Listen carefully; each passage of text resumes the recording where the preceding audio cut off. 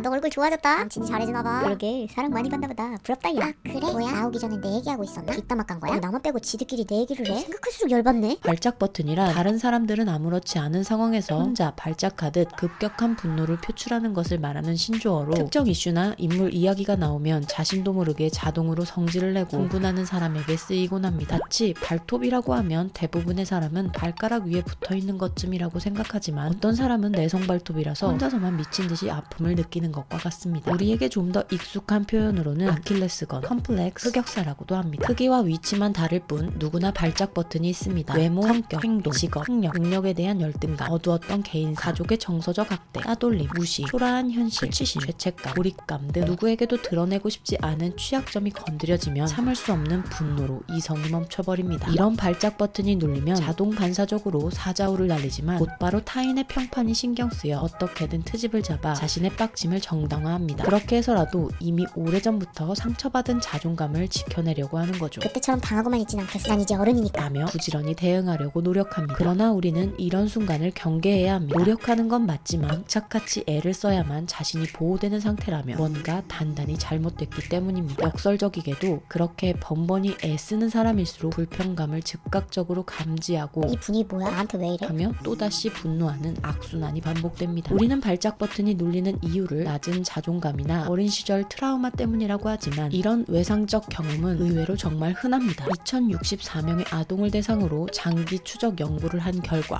642명, 약 30%인 3명 중 1명이 외상 경험이 있는 것으로 밝혀졌습니다. 자신의 비참함을 정당화하기에는 너무 많은 사람이 같은 어려움을 가지고 있다는 얘기죠. 나보다 곱게 자랐다고 해서 그에게 외상적 경험이 없을 거라고 추측하는 것은 무례한 짐작입니다. 누구나 외상적 사건의 생존자이면서 발작 버튼을 가지고 있는 사람일 수 있기 때문입니다. 그렇다면 어떻게 발작 버튼을 조절할 수 있을까요? 발작 버튼을 스스로 조절하기 위해서는 딱 두 가지만 하면 됩니다. 찾기, 어쩌라고. 첫 번째, 발작 버튼 찾기. 발작 버튼은 단순한 빡침 포인트가 아니라 자신의 감정과 욕망을 회피하기 위한 방패막이를 의미합니다. 심리학에서는 이것을 방어 기제라고 하며 대표적인 방어 기제로는 투사, 전치가 있습니다. 투사는 마음을 위장하는 방식으로 유독 거슬리는 사람을 자신이 미워한다는 사실을 인정하지 않고 제가 날 미워하는 것 같다. 주위 사람들에게 억울함을 호소해 자신의 악의를 숨기는 식으로 드러납니다. 전치는 자신의 무의식적 감정과 욕망을 그대로 표현할 수 없으니 방향을 바꿔 그나마 사회적으로 수용 가능한 대상에게 표현합니다. 권위적 인물에게 빡치지만 정작 그 사람 앞에서는 일절 그런 표현을 하지 못한 채 숨죽이고 있다가 주변에 만만하거나 취약한 사람에게 트집을 잡아 화를 표출하거나 애꿎은 물건을 부수는 등 화풀이를 하는 것이 전치의 전형적인 사람입니다. 자신이 주로 어떤 방어 기제를 습관적으로 사용하는지 살피는 일은 매우 중요합니다. 그러나 방어의 종류에만 몰두하다 보면 정말 중요한 것을 놓치게 됩니다. 우리가 주목해야 할 것은 그럴듯한 심리 용어가 아닌 발작 버튼을 찾아내는 것입니다. 다음 질문에 대답해 봅시다. 당신은 언제 정색하거나 분개하나요? 어떤 사람과 있을 때, 어떨 때 공격받았다는 느낌이 들어서 마음이 불편해지고 수치심에 나를 세우나요? 두 번째, 어쩌라고. 발작 버튼의 작동 원리와 비활성화 방법을 알면 우아하게 대처할 수 있습니다. 내가 내성 발톱이라고 해도 상대방은 내 고통을 느낄 수 없는 것처럼 내가 유독 빡치는 포인트가 상대방에게는 그저 평범한 발톱에 불과할 수 있습니다. 어떤 버튼은 나만 볼 수 있을 만큼 작게 만들고 어떤 버튼은 아무나 눌러도 상관없을 만큼 아주 크게 만들어 봅시다. 뭐 어쩌라고의 마음가짐으로 말이죠. 우리는 자신의 취약점이나 수치심을 은폐하려 애쓰지 않기로 결정해야만 수많은 발작 버튼을 아무나 눌러도 아무렇지 않은 상태가 될 수 있습니다. 우리는 발작 버튼이 눌리지 않기를 바라거나 눌려도 아무 반응하지 않는 상태가 되기를 바라는데 너무 많은 에너지를 쓰지만 이것은 불가능합니다. 부모님을 원망하는 것을 멈추고 그저 있는 그대로의 나를 인정하면 내가 나의 부모가 돼서 자신을 다시 재양육할 수 있습니다. 문제의 우선순위가 무엇인지 어떤 것이 나에게 맞는 방법인지 알기 어렵다면 후반 방향 설정은 전문의의 지도를 받아 함께 진행하시길 권장합니다. 자신의 발작 버튼을 찾았다면 이제는 타인이 아니라 자신에게 정색하는 법을 배울 차례입니다. 그렇게까지 뾰족하게 살 필요가 있을까? 바퀴벌레를 잡는데 굳이 원자폭탄까지 쓸 필요가 있을까? 내 수치심을 자극했던 가해자에게 나의 분노를 직접 말해보는 것은 발작 버튼을 작게 만들어줍니다. 이때 전제 조건은 상대방의 반응과는 상관이 없어야 한다는 것입니다. 사과를 꼭 받아내는 것을 목적으로 하는 건 곤란합니다. 상대가 사과를 하건 비웃건 내 말을 귓등으로도 안 듣건 단 한 번이라도 내 언어로 직접 이야기하는 것이 중요합니다. 상대방의 감정은 그 사람의 몫으로 남겨둔 채 나는 그저 내 삶을 살아가야 합니다. 직접 할 수 없다면 가해자가 내 앞 앞에 있다고 상상하며 혼자 말해보거나 글로 써보는 것도 좋습니다. 그럼 여러분의 교양 있는 버튼 관리를 응원하며 다음 영상에서 또 만나요. 안녕.